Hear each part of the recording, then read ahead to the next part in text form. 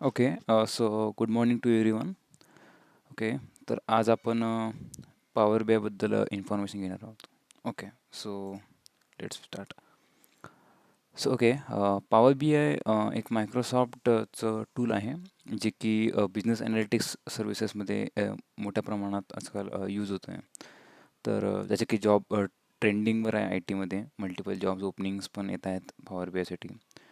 जसं की याच्या मग कॉम्पिटिशनमध्ये बघितलं तर Tableau, Google studio, multiple data ॲनालिटिक्सचे टूल्स आहेत. त्यात की टॅब्लू एक मेन टूल आहे.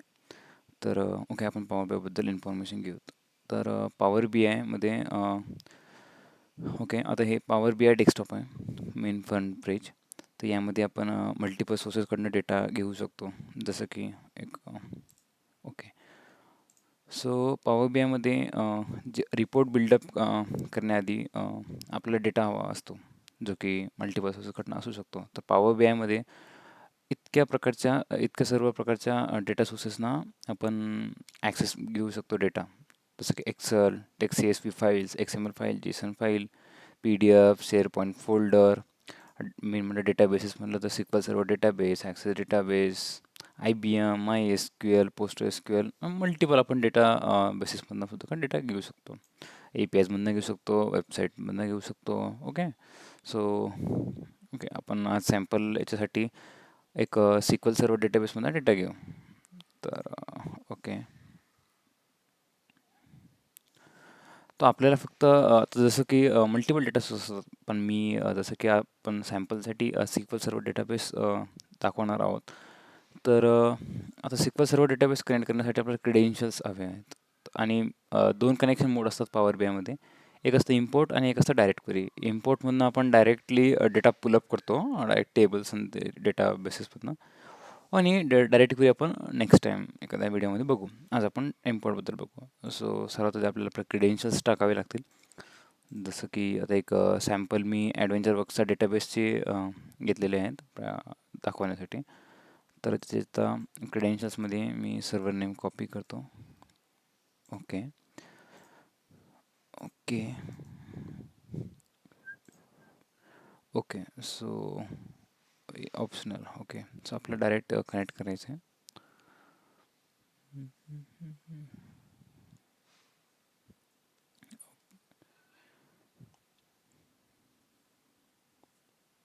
ओके, सो आपल्या डेटाबेससोबत कनेक्शन झालेलं आहे.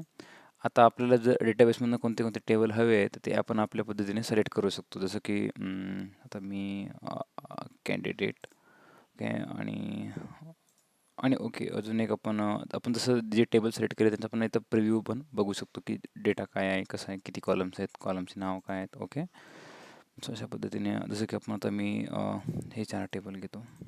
ओके, आता इथे लोड आणि ट्रान्सफॉर्म डेटा. तर ट्रान्सफॉर्म डेटा म्हणजे आपण डेटा क्लिन्झिंग एक डेटा क्लिन्झिंगसाठी पॉवर बी आयमध्ये पॉवर क्वेरी म्हणून एक टूल आहे. तर आपण त्याचा वापर करू शकतो. जसं की आता आपल्या डेटामध्ये जेव्हा डेटा आपला रॉ डेटा असतो त्यामध्ये मल्टिपल्स इरर्स असतात. सो आपल्याला we need to clean that error. So we use transform data. आणि if we use load option, then it will directly load to the power B I desktop. So आपल्याला transform data बघायचं आहे. So okay, transform डेटावर click केल्यानंतर एक नवीन tab open होते, power query editor. So इथे पॉवर क्वेरी एडिटर मल्टिपल प्रकारचे ट्रान्सफॉर्मेशन्स असतात. जसं की transpose table, reverse rows, count rows, use first row as header.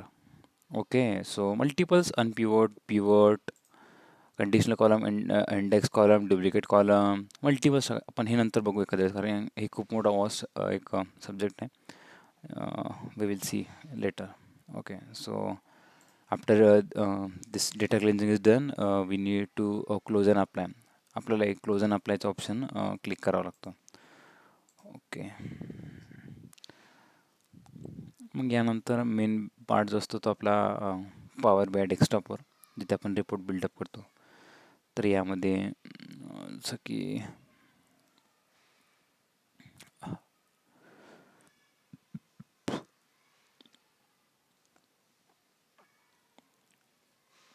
Okay, data load झालेला आहे. आता आपण जो डेटा लोड केला आहे आपण तो जिथं आपल्याला टेबल दिसतात फील्ड्समध्ये आपण डेटा इथे 3 ऑप्शन असतात. एक असतं रिपोर्ट्स, डेटा सेट्स आणि मॉडेल. डेटा मॉडेलिंगमधनं आपण आपली डेटा मॉडेलिंग करतो. ओके. सो आपण फक्त ओव्हरलुक करूया, बाकी नंतर बघूत. ओके. सो हे असतं डेटा मॉडेलिंग. इथे असतं आपण डेटा सेट्स. इथं आपण आपले डेटा बघू शकतो. जसं की ओके या पद्धतीने आता आपण 4 टेबल्स घेतलेले आहेत. आणि इथे असतं आपण इथे आपले व्हिज्युअलायझेशन्स वापरतो. आपल्या इथे फील्ड्समध्ये आपण डेटा बघू शकतो. इथे सगळ्या व्हिज्युअलायझेशनमध्ये जसं की आपण मल्टिपल व्हिज्युअलायझेशन घेऊ शकतो. जसं की इथे एक सॅम्पलमध्ये टेबल घेतला आहे. मग त्यामध्ये मी कॉलम जे मला दाखवायचे आहेत ओके अशा पद्धतीने मी ॲड करू शकतो. सो अशा पद्धतीचे व्हिज्युअलायझेशन्स वगैरे असतात. ओके. सो आपण नंतर बघूया. खूप मोठा वास्ट एक सब्जेक्ट आहे. व्हिज्युअलायझेशन असतात. इथं आपण मेजर्स क्रिएट करतो युजिंग डॅक्स फंक्शन्स. अजून हे फिल्टर्स असतात. मल्टिपल गोष्टी आहेत. सो आपण एक बेसिकली एक रिपोर्ट क्रिएट केल्यानंतर आपण इथे मग आपण त्याला पब्लिश करतो पॉवर BI सर्व्हिसेसवर. आता हे पण आपण नंतर बघूया. ओके. सो हे बेसिकली एक पॉवर BIचा ओव्हरलुक होता. सो भेटूया नक्की नेक्स्ट व्हिडिओमध्ये. थँक्यू.